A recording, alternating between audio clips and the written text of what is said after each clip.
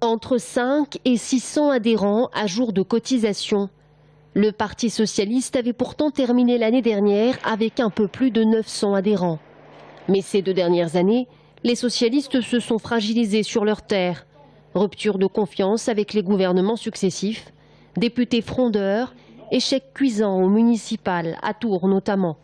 Le PS a le visage des mauvais jours. Pour autant, Mickaël Cortot tente de relativiser la situation en Indre-et-Loire. C'est vrai que, notamment sur cet été, on a un retard par rapport à ce qu'on avait pu voir les années précédentes.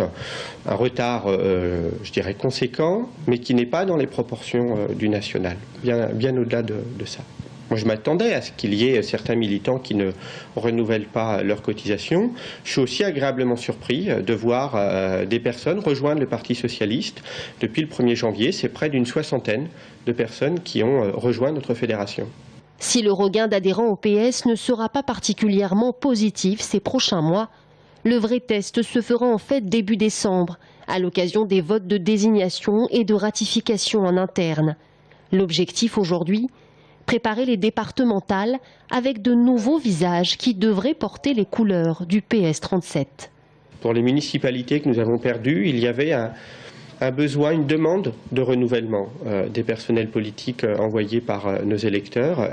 Et je crois que ce sera une des leçons fortes que nous allons tirer. Et il y aura un fort renouvellement dans les candidatures pour les élections départementales. Un renouvellement probablement indispensable à la reconquête. Mais sera-t-il suffisant? Mickaël Cortot le rappelle, dans sa grande histoire, le Parti socialiste connaît 2 vagues d'adhésion, au moment des grandes victoires, mais également au moment des grandes défaites.